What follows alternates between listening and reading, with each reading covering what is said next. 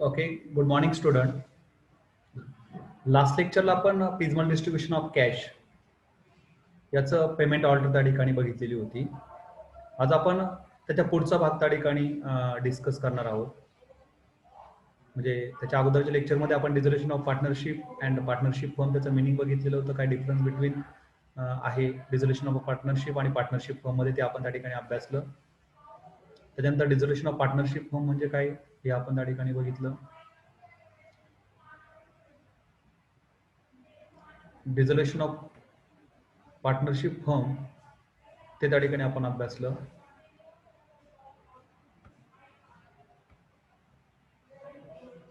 त्यानंतर फिजमल distribution of cash exact काय concept आहे ती त्या ठिकाणी आपण अभ्यासली की फिजमल डिस्ट्रीब्युशन ऑफ कॅश मध्ये काय होतं का at the time of dissolution आपण एकाच वेळेस असं कन्सिडर करतो की सर्व असेट सेल आउट केले आणि सर्व लायबिलिटीज पेड केले आणि ते अकाउंट्स आपण मेंटेन करतो, पण it is not possible. It is not possible to doing in one day or in some hours. So it take long period. काही महिने त्या ठिकाणी लागतात किंवा काही दिवस त्या ठिकाणी त्या प्रोसेसला लागत असतात. आणि मग इथे काय होतं, ज्या काही असेट आहेत त्या असेट आपण तुकड्या तुकड्यामध्ये सेल आउट करतो आणि जे काही पीस बाय पीस त्या पद्धतीने आणि जशी काही कॅश अवेलेबल होईल त्यातून आणि त्या पद्धतीने आपण पार्ट बाय पार्ट ग्रॅज्युअली त्या ठिकाणी लायबिलिटीज पेड करत असतो. हे आपण तिथे अभ्यासलं. मग आता जे काही स्कीम ऑफ रिअलायझेशन आहे तर ती स्कीम ऑफ रिअलायझेशन आपण कशी वापरणार आहोत तर ते पण आपण तिथे अभ्यासलं, डिस्कस केलं की कोणाला अगोदर पेड करायचं. तर ते आपण त्या ठिकाणी ऑर्डर ऑफ पेमेंटमध्ये देखील बघितलेलं होतं, बरोबर. ऑर्डर ऑफ पेमेंटमध्ये आपण इथे बघितलं होतं की सुरुवातीला ज्या काही लायबिलिटीज आहेत त्या 3 भागामध्ये आपण क्लासिफाईड केल्या. External liability, internal liability, partners capital. जे काही एक्सटर्नल लायबिलिटीज होत्या ते 3 पार्टमध्ये परत एकदा आपण क्लासिफाईड केल्या. Preferential creditor, secured creditor, unsecured creditor. आणि परत प्रेफरन्शियल मध्ये काय येतं, सेक्युर्ड मध्ये काय येतं आणि अनसेक्युर्ड मध्ये काय येतं. तर ह्या 3 एक्सटर्नल लायबिलिटीज, इंटरनल लायबिलिटीज आणि पार्टनर्स कॅपिटल यामध्ये सर्वप्रथम काय पेमेंट करायचं असतं, कोणाला पेमेंट करायचं असतं तर ते म्हणजे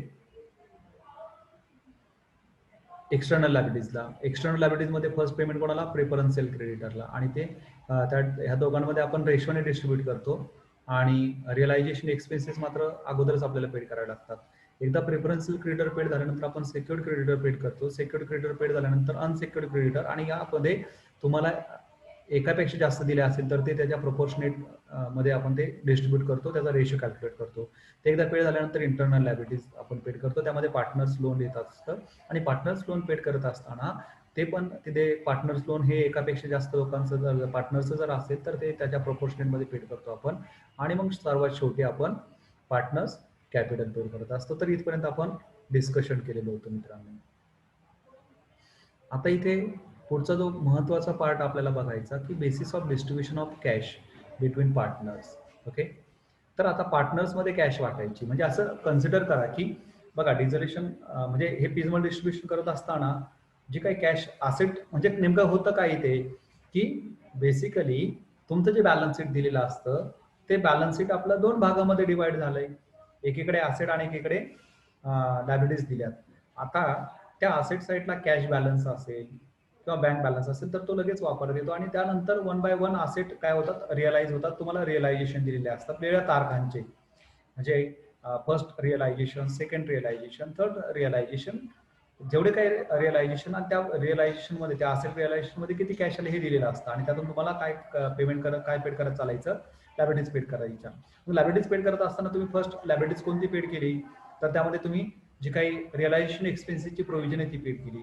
त्यानंतर तुम्हाला प्रेफरन्शियल क्रेडिटर मध्ये गव्हर्नमेंट ड्यूज, वर्कर ड्यूज असेल तर ते तुम्ही पेड केलं. ते झालं एकदा पेड की नंतर तुम्हाला सेक्युर्ड लोन पेड करायचं, सेक्युर्ड क्रेडिटर पेड करायचे. सेक्युर्ड क्रेडिटर पेड झाले की नंतर तुम्हाला अनसेक्युर्ड क्रेडिटर पेड करायचे. आणि मग एकदा अनसेक्युर्ड क्रेडिटर तुम्ही पेड केले की त्यानंतर तुम्हाला इंटरनल लोन पेड करायचं. जर पार्टनर्स लोन दिलं असेल तर ते तुम्ही तिथे पेड करता आहात. आता इंटरनल लोन किंवा इंटरनल लायबिलिटीज पेड केल्यानंतर शेवटी पुढचा इश्यू येतो तो distribution of cash, remaining cash distributed among the partners मध्ये राहिलेली कॅश तुम्हाला डिस्ट्रीब्यूट करायची. आता ती डिस्ट्रीब्यूट करत असताना इथे तुम्हाला डिसिजन घ्यायचा असतो की ती कशी पेड करायची नेमकी, आणि मग ते डिस्कशन आपण या ठिकाणी करतो आहोत. आणि मग इथे जर तुम्ही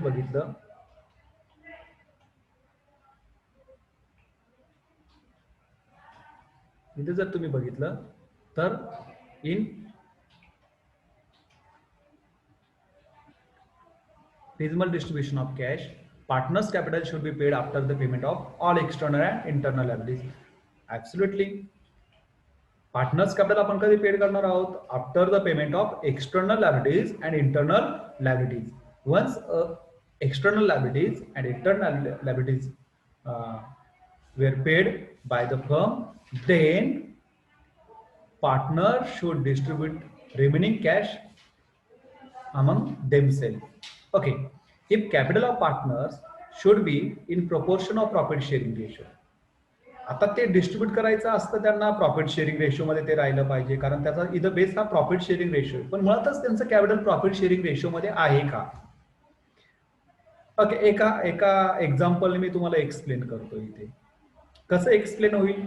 फॉर एक्झाम्पल, त्या पार्टनरशिप फर्म मध्ये profit sharing ratio 3 partner, there are 3 partner for example A, B and C, and their profit sharing ratio is 3:1, 3:2:1, 3:2:1, 3:2:1. आता एक्सटर्नल लायबिलिटीज पेड झाली, इंटरनल लायबिलिटीज पेड झाली, आणि त्यांचं कॅपिटल येते, आणि त्यांचं कॅपिटल बॅलन्स शीट मध्ये देत असताना फॉर एक्झाम्पल असं दिलं असेल 30,000, 20,000 आणि 10,000. 30,000, 20,000 आणि 10,000. आता ह्या कॅपिटलचा रेशो पण ऑटोमॅटिक काय कॅल्क्युलेट होतो? 3:2:1 कॅल्क्युलेट होतो. इथे तो प्रॉब्लेम येणार नाही, बरोबर ना? इफ कॅपिटल ऑफ पार्टनर्स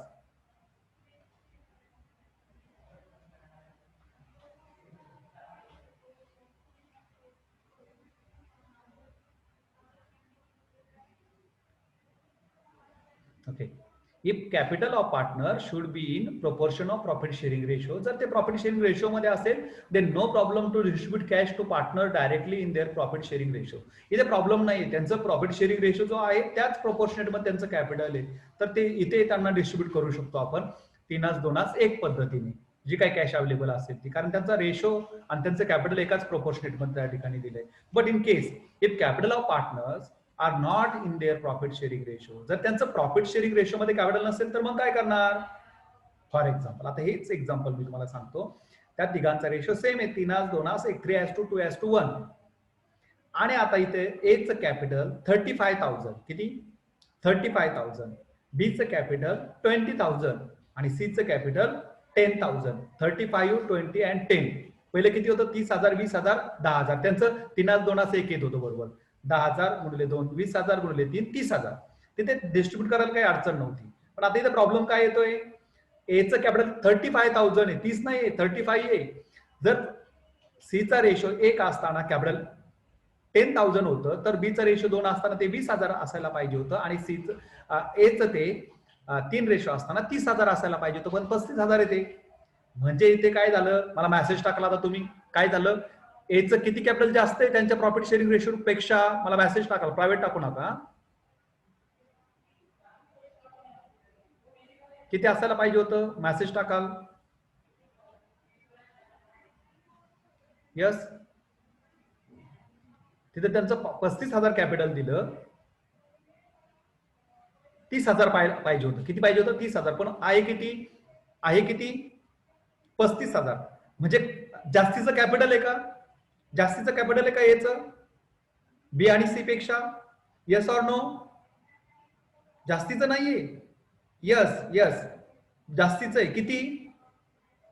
किती जास्त आहे? रेशो पेक्षा किती जास्त आहे? 5,000. Very good, very good, very good, very good. 5,000. किती? 5,000. म्हणजे एचं 1 रेशो असताना, 1 रेशो असताना 10,000, बीचं 2 रेशो असताना 20,000, तर सीचा 3 रेशो असताना 30,000 हवं होतं. पण ते आहे किती? आहे किती? 35,000. दॅट इज, तिथे एक्सेस आहे का नाही? एक्सेस कॅपिटल आहे की नाही? Yes or no? Yes or no? Yes, excess आहे. सरप्लस आहे, त्याला सरप्लस म्हणतो आपण. काय म्हणतो? सरप्लस म्हणतो. जास्तीचं कॅपिटल आहे किती? 5000. किती? 5000. Is it clear? हा, ही मेथड आपल्याला शिकायची. हे जर कळालं ना आता, तर मी काय शिकवायला चाललोय तुम्हाला, काय शिकवतोय ना, तर ते तिथे क्लिअर होतं की एचं 5000 कॅपिटल एक्सेस आहे 5000, आणि मग आता इथं 35000, 20000 आणि 10000 असताना जी काय आलेली कॅश आहे, तर ती त्यांना 3-2-1 ने वाटता येईल का?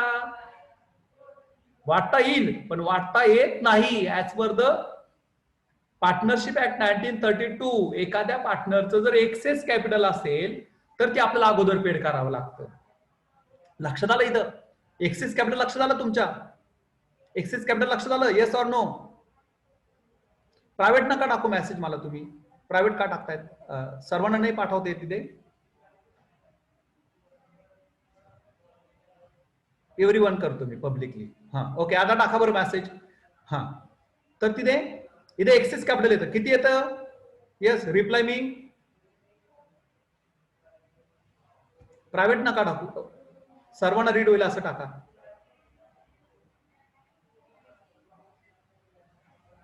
$5000 येते. किती येतं? 5000 येतं. ओके, आता मी तुम्हाला सेकंड केस सांगतो. रेशो हाच आहे, 3:2:1. 3:2:1. ओके, 3:2:1 आहे. आणि त्यांचं कॅपिटल किती दिलंय ते सांगतो मी तुम्हाला. ए चं दिलं 40,000. किती? 40. बी चं दिलं 20,000 आणि सी चं अगेन 10,000. 20 आणि 10 सेम ठेवलं आपण, आणि हेच किती दिलं? 40,000. आणि त्याचा रेशो 3:2:1 आहे. तर इथे एक्सेस कॅपिटल आहे का? Yes or no?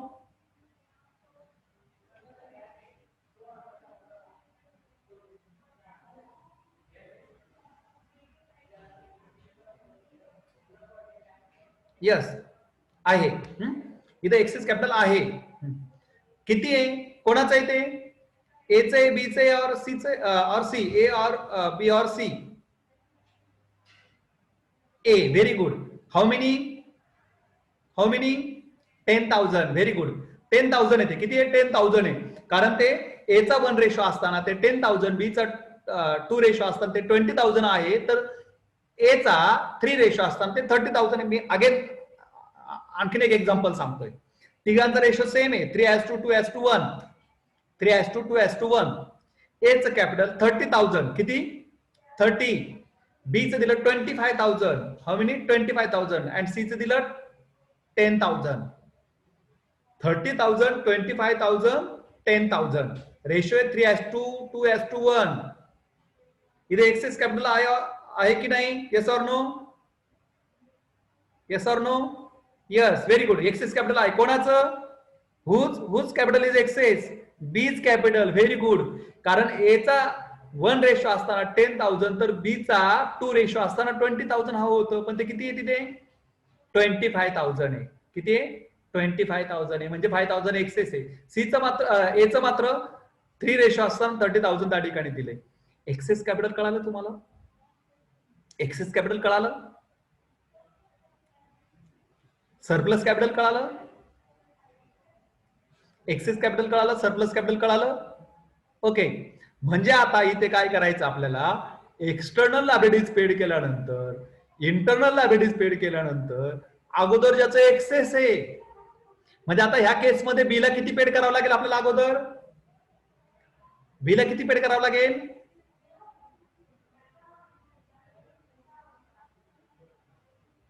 हाऊ 20,000? त्याचं एक्सेस किती आहे?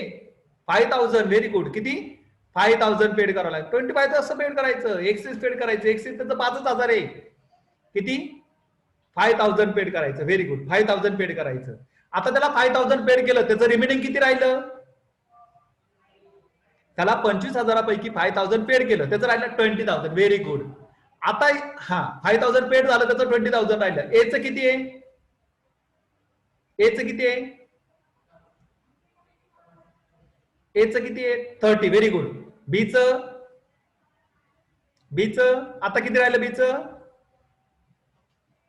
20,000. हो, 25,000. 20,000. 5,000 पेड झाले ना, 20,000 राहिलं. आणि सीचं 10,000. Very good. म्हणजे बघा, त्यांचं कॅपिटल असं राहील एबीसीचं 30,000. Has to 20,000 has to 10,000. Is it clear? म्हणजेच त्यांचा रेशो 3:2:1 ने आला का? ओके, त्यांचं कॅपिटल त्या प्रोपोर्शनेट मध्ये कसं आहे? कोणाच्या प्रोपोर्शनेट मध्ये? प्रॉफिट शेअरिंग रेशोच्या प्रोपोर्शनेट मध्ये. Is it clear? Yes or no? Yes. 5,000 paid करायच्या अगोदर होतं का ते प्रोपोर्शनेट मध्ये? होतं का? नो, कारण ते 30,000, 25,000 आणि 10,000 होतं. प्रोपोर्शनेट मध्ये नव्हतं बिफोर नव्हतं ते प्रोपोर्शनेट मध्ये. 5,000 पेड केल्यामुळे ते 20,000 झालं आणि आता प्रोपोर्शनेट मध्ये आलं. Is it clear? Yes or no? तुम्हाला क्लिअर झालं? यस. म्हणजे 5,000 काय होतं इथे? एक्सेस होतं. काय होतं? एक्सेस कॅपिटल होतं. काय होतं? एक्सेस कॅपिटल होतं. त्या एक्सेस कॅपिटललाच आपण सरप्लस म्हणतो. जास्त वाढव, जास्तीचं म्हणतो ना आपण, एक्सेस कॅपिटल. आणि ते जे राहिलं शिल्लक ते त्याच्या रेशोने शिल्लक राहिलं. कसं राहिलं? रेशोने शिल्लक राहिलं. म्हणून त्याला प्रोपोर्शनेट कॅपिटल म्हणतात. काय म्हणतात? प्रोपोर्शनेट कॅपिटल म्हणतात. लक्षात येतंय का? काय म्हणतात? प्रोपोर्शनेट कॅपिटल असं म्हणतात. मी काय बोललो तुमच्याशी लक्षात आलंय? Okay okay, very good very good. मग आता इथं, but in case if capital of partner are not in their profit sharing ratio, the problem arises while distributing cash among the partners in that determination of basis on realization profit or loss. तर ते तिथे realisation profit or loss जो शिल्लक राहील तो देखील profit sharing रेशोने शिल्लक राहत नाही. Partners expect fair distribution of cash which may result into realization profit or loss into profit sharing ratio. कोणत्याही पार्टनरला इथं अन्याय झालेला चालणार नाही. जर बीचं कॅपिटल 25,000 होतं तर त्याचं एक्सेस कॅपिटल 5,000, त्याला असं वाटतं मला ते मिळावं अगोदर आणि बाकीचं. आणि जर आपण म्हणतो बघा तिथं शेवटचा रिअलायझेशन होता. मी परत तुमच्याशी मेसेजवर चॅट करूयात आपण. हा ओके, तुम्ही मला आन्सर द्या.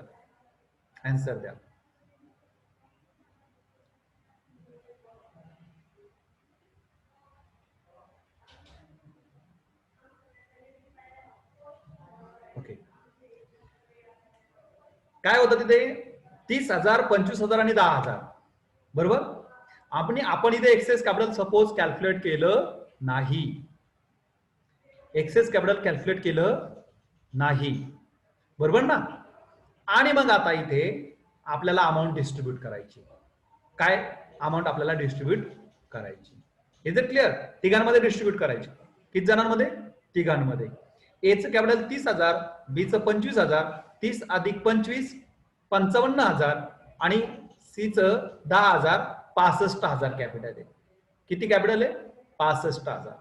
आणि आता असं समजा की त्या पार्टनरशिप फर्मचा शेवटचा रिअलायझेशन शिल्लक आहे. सर्व असेट विकल्यात आणि आता शेवटी त्यांच्या हातामध्ये कॅश आली 30,000. किती आली? 30,000.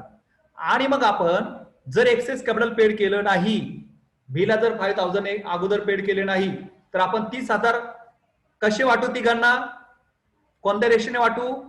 मेसेज मी प्रायव्हेट करू नका, सर्वांना रीड करता येईल. मग कोणत्या रेशोने वाटायचं? तर प्रॉफिट शेअरिंग रेशोनेच वाटायचं. कोणत्या रेशोने?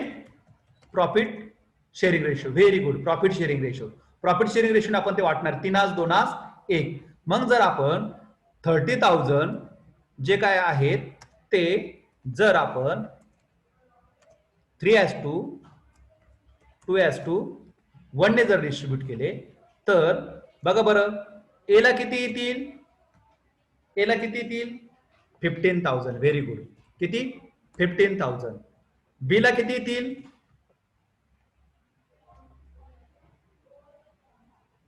बीला किती येतील? 10,000. बरोबर. त्याचा रेशो 2 आहे. म्हणजे बीला येतील 10,000 आणि सीला येतील 5,000. Is it clear? A is equal to 15,000 रेशोने बी इज इक्वल टू 10,000 आणि सी इज इक्वल टू 5,000. असं 15,000 प्लस 10,000 प्लस 5,000 असं 30,000 रुपये आपण पेड केले. Is it clear? बरोबर ना? Yes or no? Yes or no? Private नका करू मेसेज मला. यस. ओके. बघा. ओके. आता त्यांना बघा एचं किती होतं? 30,000 रुपये होते. 30 होते ना? 30 मधून त्यांना किती मिळाले? 30 मधून किती मिळाले? 15,000 मिळाले. म्हणजे त्याचे राहिले किती? 15,000. किती राहिले? 15,000. बरोबर ना?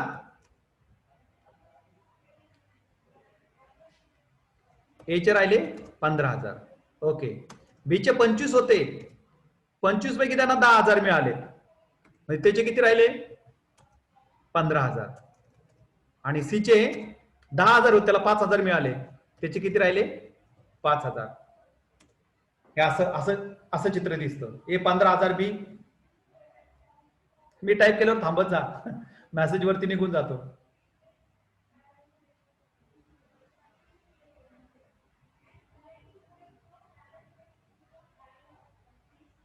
ओके.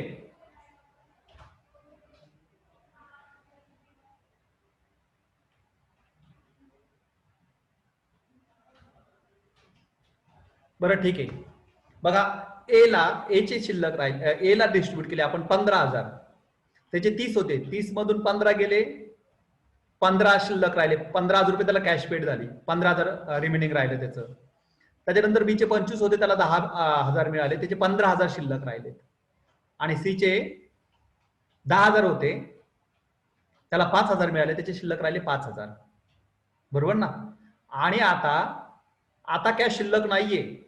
जे काही शिल्लक राहिलं आता ते पार्टनर्सला मिळणार नाही, म्हणतो त्याचा लॉस झाला, रिअलायझेशन लॉस. एला किती लॉस झाला? एला लॉस झाला 15,000. बीला पण 15,000 आणि सीला 5,000. सीचा रेशो 1 होता. सीचा रेशो किती होता? 1. सीचा रेशो 1 होता आणि सीचा रेशो 1 असल्यामुळे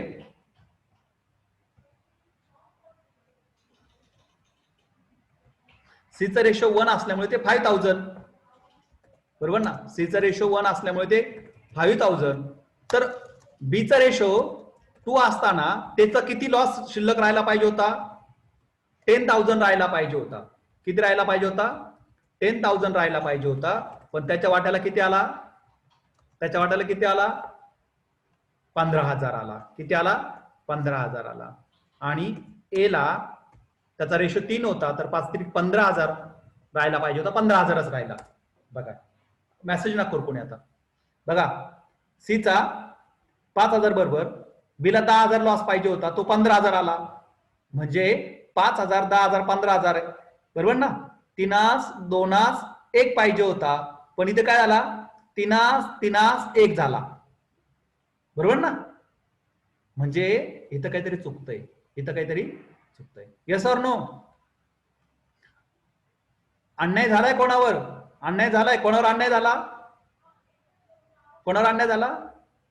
बीवर. Very good. कारण त्याला 5,000 अगोदर पेड करून टाकायला पाहिजे होते, पण ते पेड केले नाही. बीवर अन्याय झाला. त्याला त्याचं प्रोपोर्शनेट मध्ये लॉस नाही राहिला त्याचा. बरोबर ना? तर हा इश्यू आपल्याला डिस्कस करायचा, हे इथे डिस्ट्रीब्यूट करायचं आपल्याला. ओके. कुठं पाहिजे होतो आपण? But it is partner expect fair distribution of cash which may result into realization profit or loss into profit sharing ratio. तर रिअलायझेशन लॉस किंवा प्रॉफिट जो येईल तो पण प्रॉफिट शेअरिंग रेशो मध्ये राहायला पाहिजे होता. 15,000 10,000 आणि 5,000 राहायला पाहिजे होता, पण तो 15,000 15,000 5,000 उरला. म्हणजे 5,000 रुपये जास्त लॉस आला त्या बीला, तर ते झालं नाही. But it is not possible to distribute available cash between partner in their profit sharing ratio. आणि ते त्यावेळेस मात्र ती प्रॉफिट शेअरिंग रेशो मध्ये वाढता येणार नाही आपल्याला, because the capital of partners are not be in their profit sharing ratio. त्यांचं कॅपिटल प्रॉफिट शेअरिंग रेशो मध्ये नाहीये. ते 30,000 20,000 10,000 असतं तर आलं असतं, पण 30,000 25,000 आणि 5,000 10,000 असं आहे, म्हणजे ते होत नाही तिथे calculate.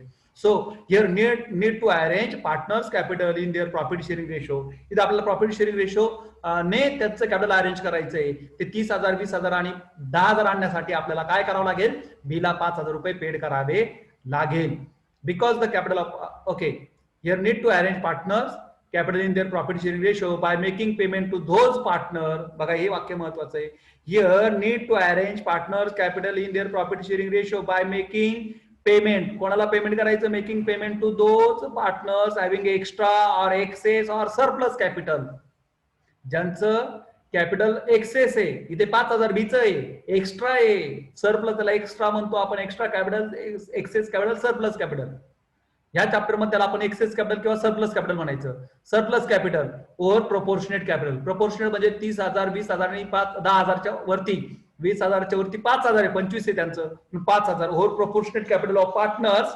So the solution is that paid excess capital. काय सोल्युशन इथं? त्याचं एक्सेस कॅपिटल पेड करा अगोदर, म्हणजे 5,000 पेड करा, म्हणजे त्याचं 20,000 राहील. 30, 20, 10 राहील शिल्लक. मग बरोबर प्रोपोर्शनेट मध्ये येईल ते प्रॉफिट शेअरिंग रेशोने पेड करता येईल. Excess capital to concern partner and then paid cash among all partners in proportionate partners proportionate capital in their profit sharing ratio. आणि मग राहिलेली जी काय कॅश आहे तर ती तिघांना पण त्यांच्या प्रॉफिट शेअरिंग रेशोने डिस्ट्रीब्यूट करा. मेसेज टाकाल. समजलं? समजलं? मला मेसेज टाकाल. समजलं? Yes or no? खूप महत्वाचं डिस्कशन केलं आपण. खूप महत्वाचं डिस्कशन केलंय आपण.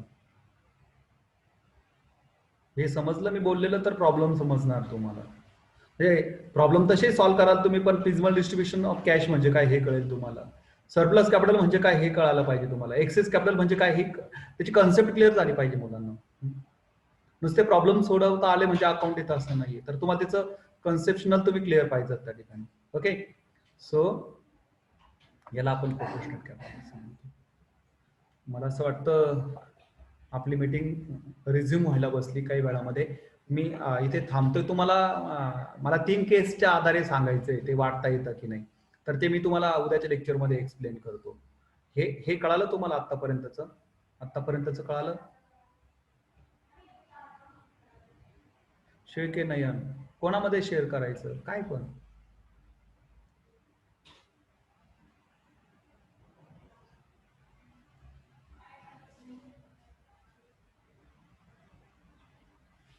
मला मी तुम्हाला क्वेश्चन विचारतोय.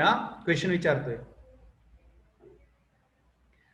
The extra capital than proportionate capital, the extra capital than proportionate capital is called dash dash capital. Very good. Surplus capital और एक्सेस कॅपिटल.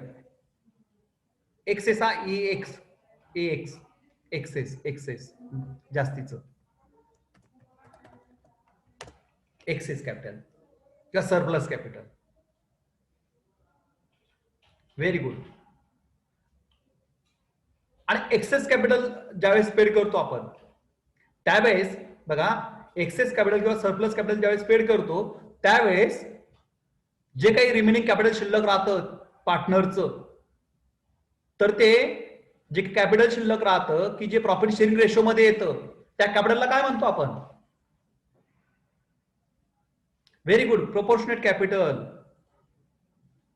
राहुल नजन अगोदर अभ्यास केलाय की काय? राहुल चांगल्या आन्सर देत आहेत तुम्ही.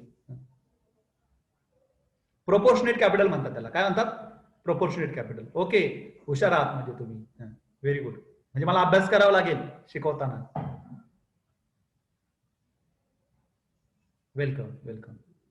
प्रोपोर्शनेट कॅपिटल कळालं, सरप्लस कॅपिटल कळालं, एक्सेस कॅपिटल कळालं, आणि काय कॅल्क्युलेट करायचं ते कळालं. आणि हे सर्व जर कळालं असेल तर तुमचं खूप फ्रुटफुल लेक्चर राहिलं असं समजा आजचं.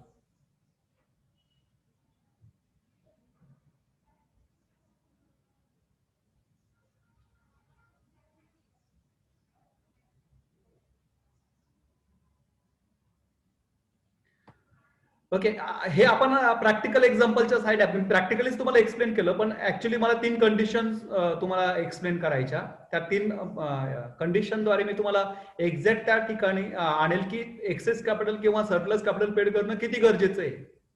कारण तुम्ही नुसतं जे काही कॅपिटल आहे ते ते जे काही कॅपिटल ते प्रोपोर्शनेट नसल्यामुळे तुम्ही प्रॉफिट शेअरिंग रेशोने पेड करू शकत नाही आणि कॅपिटल रेशोने तर पेड करायचंच नाहीये. करायचं तर प्रॉफिट शेअरिंग रेशोने, पण जर कधी पेड करायचं ते after this capital arrange in proportionate capital. आणि तुम्हाला ते अरेंज करायचं असेल तर तुम्हाला ज्या पार्टनरचं एक्सेस कॅपिटल आहे किंवा सरप्लस कॅपिटल आहे किंवा एक्स्ट्रा कॅपिटल आहे तर ते तुम्हाला पेड करावं लागेल. बिफोर तुम्हाला प्रोपोर्शनेट मध्ये ते पेड करता येणार, कारण ते प्रोपोर्शनेट मध्ये नसणारच आहे, ते एक्सेस आहे त्याच्यामध्ये. आणि ते एकदा पेड केलं की तुमचं रिमेनिंग कॅपिटल काय राहणार आहे, तर ते तुमचं प्रोपोर्शनेट कॅपिटल राहणार आहे. लक्षात आलंय? मी ते थांबवतोय हा.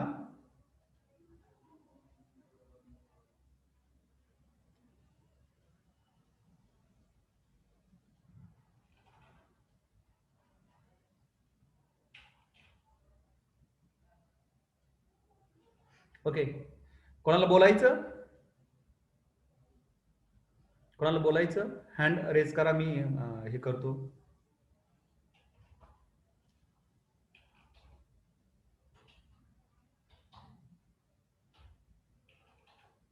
कोणाला काय विचारायचं मेसेज करा किंवा मग मी तुम्हाला अनम्यूट करतो.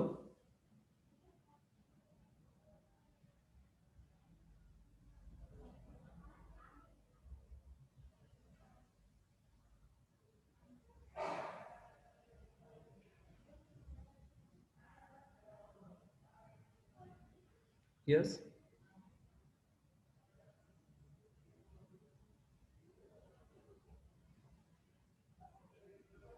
Okay, you understand my lecture, very good, thank you. Roll list नाही अजून तयार झाली रोल नंबरची.